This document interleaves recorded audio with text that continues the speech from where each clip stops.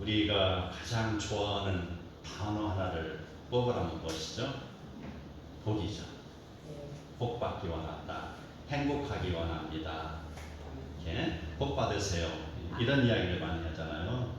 사람들 누구나 이렇게 행복을 좋아하는데, 자, 많은 사람들 좋은 학교에 진학하기 원합니다. 좋은 직장을 가지고 또 넓다란 그런 환경이 보이고 앞에 강도 보이고 산도 보이는 좋은 곳에 위치한 집에 살면은 다들 행복하다라고 생각하는데, 과연 이러한 행복을 누릴 수 있는 사람들이 우리 인구 중에 과연 몇 프로나 될까요? 아마도 자기 스스로 나는 만족스럽다라고 생각하는 사람은 아마 1%도 채 안 될 것입니다. 그렇다면 나머지 99%의 사람은 불행한 것입니까? 아니죠. 예. 과학 문명이 발달할수록 자살률과 정신질환자의 비중은 높아집니다. 자, 인간이 생각하는 행복의 조건이 완전하게 설정되어 있지 못하기 때문에 사람들은 나는 불행하다라고 생각하는 것이고요. 우리는 그리스도 안에서 비로소 참된 행복을 누리는 줄 믿으시기 바랍니다. 네. 자, 그리스도 안에서의 행복. 자, 그리스도의 진리는 모든 사람에게 열려 있습니다. 특정한 사람에게만 주어지는 게 아니고요. 모든 사람이라고 했어요. 모든. 오늘 본 말씀이 진행되기 전에 바로 그 앞에 나오는 그런 내용 중에서 예수님이 지혜롭고 슬기 있는 자들에게는 숨기시고 어린아이들에게 나타내심을 감사한다라고 했습니다. 자, 이렇게 말씀하신 것은 바로 예수님께서 많은 권능을 행하셨지만 보라신 사람들, 또 벳세다 사람들, 가버나움 사람들은 예수님을 외면하며 각기 제 갈 길로 간 것을 두고 말씀하신 것입니다. 자, 고라신이나 벳세다나 가버나움 사람들처럼 아무리 오랫동안 하나님을 알고 있다 해도 하나님을 믿지 아니하면 아무런 소용이 없다는 것입니다. 아무리 건강한 사람이라도 그 스스로가 영혼까지 이룰 수 없습니다. 아무리 부유한 사람이라 할지라도 그 부유함으로 천국에 갈 수 없습니다. 인공위성 타고 갈까요? 불가능한 것이죠. 갈 수 없습니다. 우리네 인생들은 모두가 주님 앞에서 죄인이요 작은 소자에 불과한 것이기 때문입니다. 예수님께서 수고하고 무거운 짐진 자들아 다 내게로 오라 라고 말씀하셨습니다. 여기에서 수고하고 무거운 짐진 자들이라 하면요, 타인에 의해서 무거운 짐을 지고 지쳐있는 사람들을 가리키고 있습니다. 바리새인이나 서기관들이 주장하는 무거운 율법의 짐을 진 자들을 이야기하는 것이죠. 율법의 짐이라는 것입니다. 바리새인들이나 서기관들은 어떤 사람입니까? 그들은요 바로 하나님을 믿는다 하면서 율법을 지킨다 하면서 돈을 좋아하는 사람이라고 분명히 성경에 기록되어 있습니다. 그뿐 아닙니다. 그들은요 바로 율법을 지킨다, 율법 안에서 산다 라고 하면서 자기가 함께 사는 부인을 실증나면은 마음대로 이혼용서 써주고 내쫓는 아주 몰지각한 사람이기도 합니다.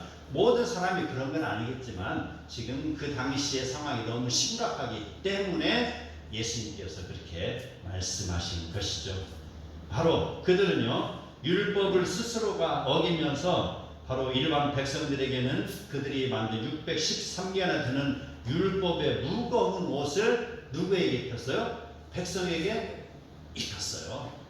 마치 다윗에게 사울이 입었던 그 무거운 갑옷을 입힌 것처럼 말이죠. 그래서 그 율법의 무거운 옷을 입히고서 그것을 지키라 라는 것이죠. 바로 수고하고 무거운 짐진 자들이라는 것은요 여기에서 율법의 무거운 것에 짓눌려 있는 자들을 이야기하는 것입니다. 그리고 이것을 행하게 한 사람들은 바로 바리새인과 그 여러 종교 지도자들, 이들이야말로 이율배반적인 행동을 지금 하고 있는 것입니다.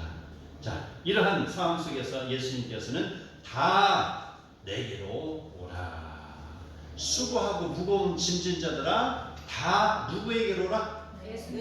예수님께로 오라고 하였습니다. 자, 예수님은요 하나님을 계시하시는, 하나님을 보여주시는 분이죠. 그리고 죄인들을 의의 자리로 초대하시는 분이기 때문에 예수님에게 마음을 열고 오는 모든 사람이 바로 수고하고 무거운 짐진 자들이 예수님께 오는 대상이 되는 것이죠. 자, 이러한 사람들을 우리는 성경에서 많이 찾아볼 수 있는데, 밧세바를 범했던 다윗, 그는요 이스라엘의 왕이었지만 그 사건 이후에 눈물의 회개를 하며 달려간 곳이 주님의 품속입니다. 제사장의 아들이요 구약 성경에 능통했던 마태라는 제자가 있습니다. 마태복음을 기록한 마태 이야기하는 것이죠. 그 마태는 직업이 세리였습니다. 그래서 이 세리는 당시에 사람들로부터 멸시받는 직업이었잖아요. 그런 세리 마태가 나를 따르라 라는 음성을 듣고 달려가는 곳이 주님의 품속이었습니다.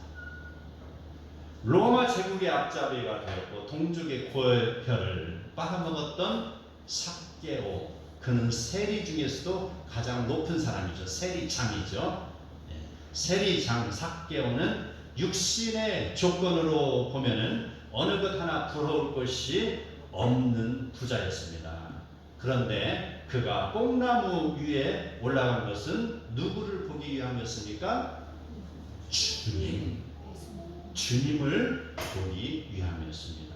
자, 사울이라고 하는 청년, 요즘 새벽 예배 때 진행하고 있죠. 사도행전 지금 오늘은 9장을 했잖아요. 바로 사울이라고 하는 청년이 바로 그 유대교에 충실하고 있을 때는요, 그 스스로가요 하나님을 올바로 믿는다라고 생각했습니다. 그리고 스데반의 죽음의 현장에서 바로 스데반에게 돌을 던진 자들의 옷을 맡고 있던 자들입니다. 그 사울이라는 사람은 이제 더욱더 충만해 있습니다. 자기가 지금 옳은 일을 하고 있는 것으로 여기고 있습니다. 그래서 지금 이 예수를 믿는 그 기독교인들을 이방인으로 알았어요. 바로 뭐라 그럴까, 이방신을 섬기는 자가 이교도와 같은 그런 존재로 여기고요. 그를 이제 핍박을 하기 시작합니다. 그래서 그가 바로 예수 믿는 사람들을 그 체포하기 위해서 대제사장으로부터 체포 영장을 얻어가지고 어디로 달려갔죠? 다메섹으로 뭘 타고 갔어요? 말을 타고 어떻게 열심히 달려갔죠? 의기충전해서 달려갔어요. 그러다가 그가 한참 가다가 하늘로부터 강한 주님의 빛을 보고 그 자리에 쓰러진 거죠.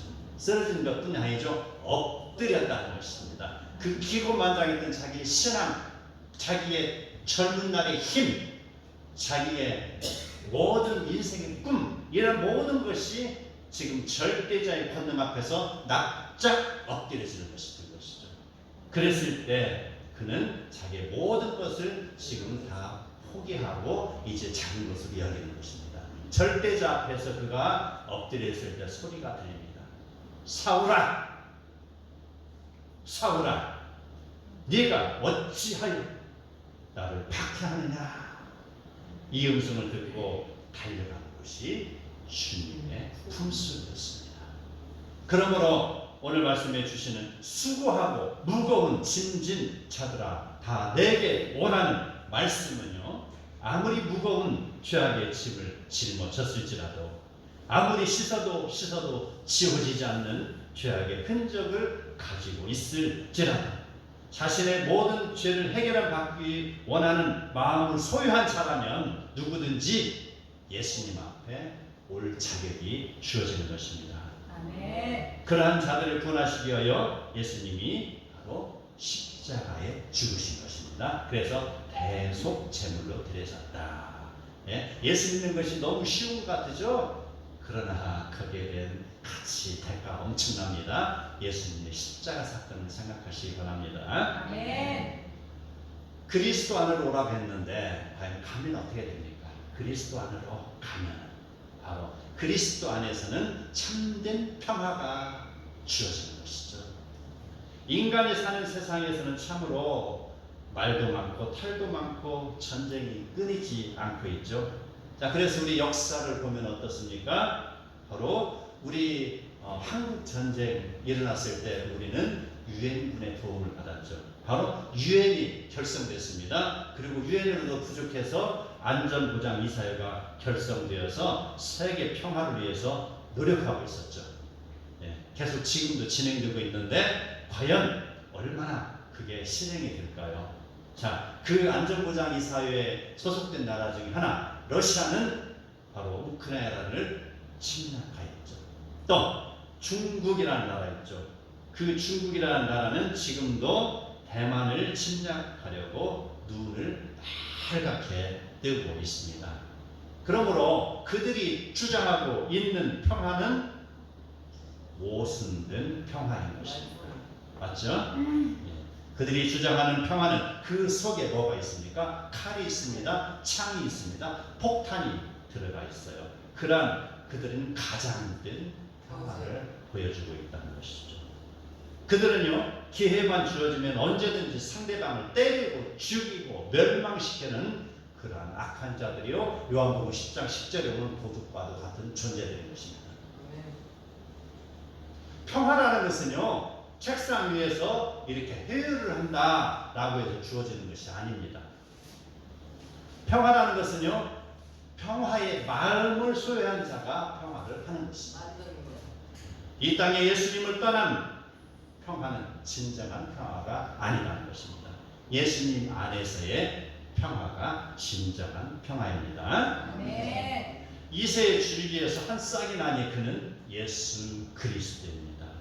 그분은요, 공의로 가난한 자를 심판하며 정직으로 세상에 겸손한 자를 판단할 것이며 그의 입의 막대기로 세상을 칠 것이다 라고 이사야서에서 말씀하고 있습니다. 그분이 다스리는 세상이 진정한 평화의 나라인 것입니다. 이사야 11장 6절에서 9절 함께 읽겠습니다.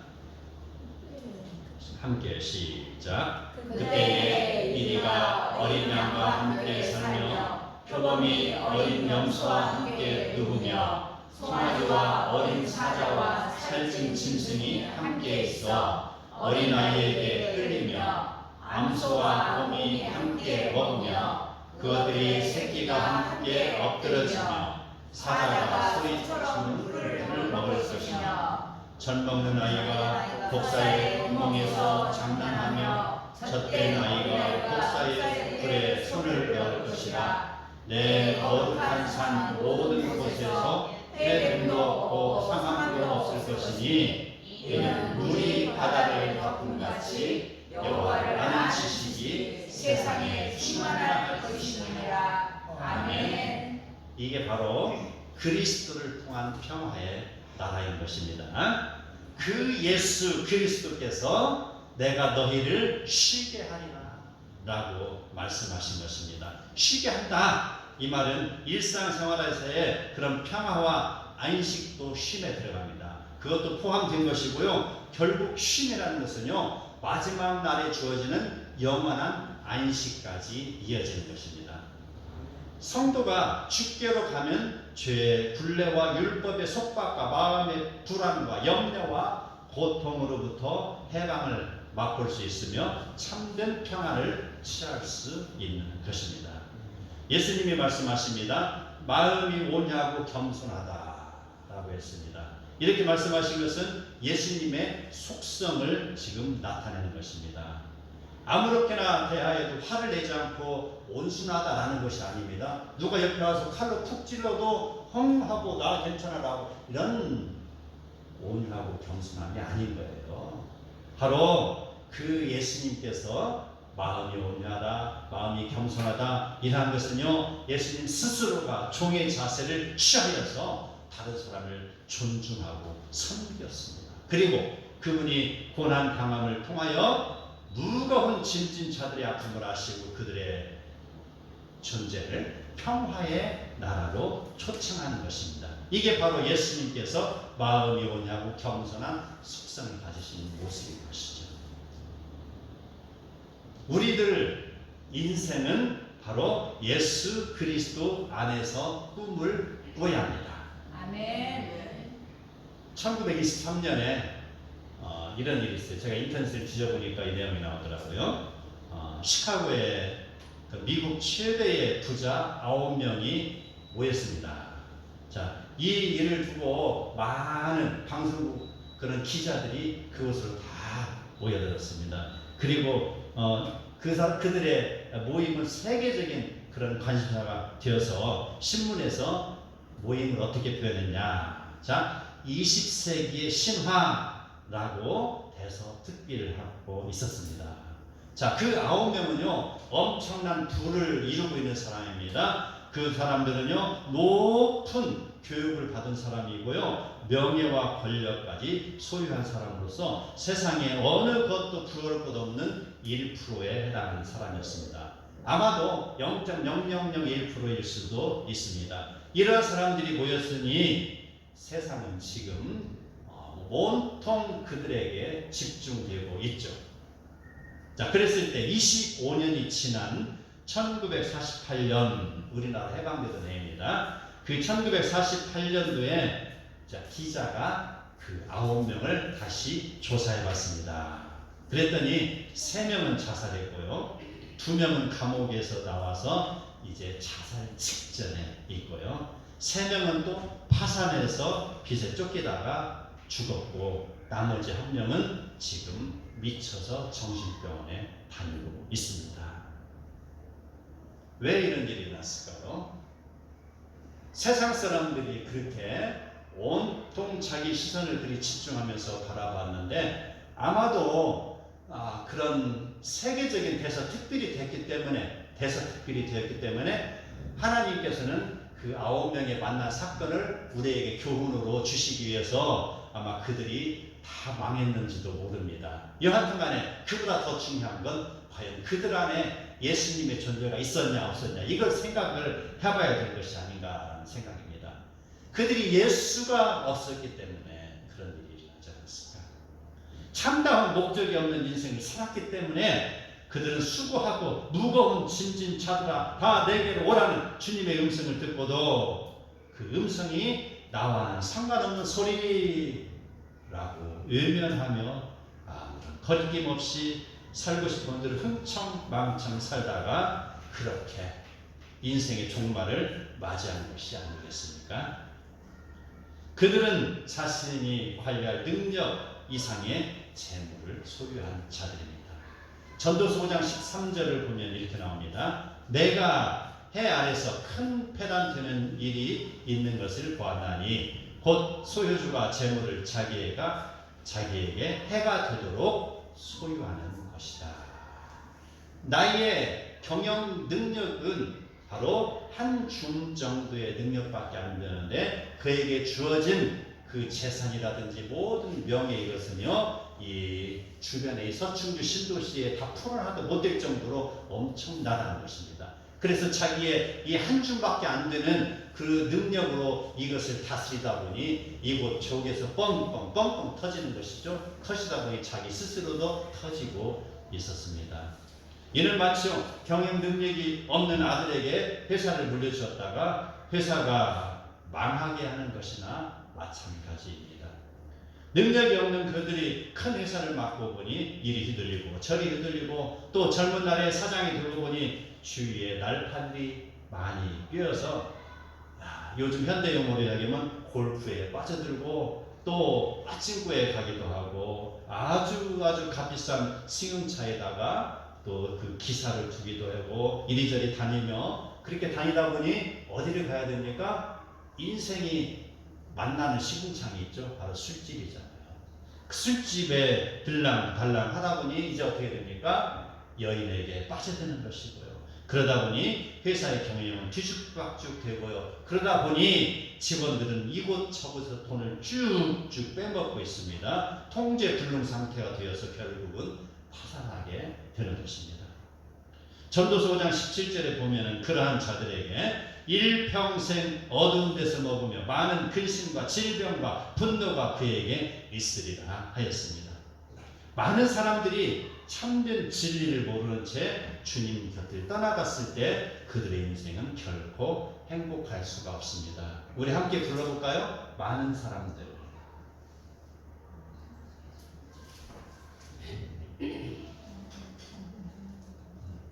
준비가 안 됐나요? 예, 제가 그냥 읽어드릴게요. 많은 사람들, 그 가사가 이래요. 참된 진리를 모르는 채 주님 곁을 떠나갔지만 내가 만난 주님은 참 사랑이었고 진리이고 소망이었어. 이러한 고백, 김석준 씨가 이거 작사 작곡했나 봅니다. 바로 내가 만난 주님은 참 사랑이었어. 그 사람들은 주님을 멀리 떠났지만 말입니다. 그래서 나는 예수가 좋습니다. 나는 예수를 사랑합니다. 나는 예수를 사랑합니다. 이 인생의 고백, 이게 바로 많은 사람들이라는 복음성가의 가사인 것입니다. 전도서 5장 18절에 보면은 제한된 이 세상에서 인간이 누리는 최선의 낙이 하나님 안에 거하는 것을 말하고 있습니다. 5장 9절에 보면 이렇게 나옵니다. 하나님이 재물과 부유를 얻는 것은 주어진 삶의 영역에서 최선을 다하며 그 수고의 열매를 거두는 것이 진정한 낙이요 하나님이 주시는 선물이라고 하였습니다. 인생은요 누구나 삶에 목표가 있습니다. 부모는 농사를 잘 지어서 아이들이 잘 되게 하는 꿈이 있습니다. 아이들은 공부를 열심히 해서 좋은 학교에 진학하고 좋은 직장에 취직하려는 꿈이 있습니다. 또 좋은 배우자를 만나고 좋은 차를 사고 좋은 집을 장만하려는 꿈이 있습니다. 이러한 것은요 그 많은 사람들이 꿈을 꾸고 지금도 거기에 부풀어 있지만 인생의 궁극적인 꿈이 아닌 것입니다. 들풀은 아침에 피었다가 저녁에 시들면 그만입니다. 들짐승은 그 들풀을 배부르게 먹고 생명이 다하여 죽으면 그만입니다. 그러나 하나님이 지으시고 그 코에 생기를 불어넣으시고 만드신 우리네 인생은요 들풀과 차이가 있습니다. 들짐승과 차이가 있습니다. 우리 인생은 육과 혼과 영혼의 존재이기 때문에 누구에게나 분명하게 목적이 있는 것입니다. 하나님 없는 인생은 참된 인생의 가치를 알 수 없지만 하나님이 있는 인생은 삶의 아름다운 꿈을 가지는 것입니다.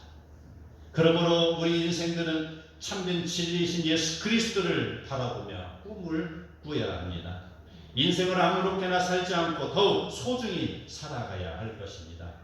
우리는 새벽 미명의 시간에 일어나 기도하신 예수님을 바라보며 주님처럼 일찍 일어나 기도도 하고 함께 찬송도 부르고 하나님 말씀도 읽어가며 우리가 하나님 앞에 올바른 모습으로 주님의 나라와 의를 향하여 달려가야 할 것입니다. 아멘.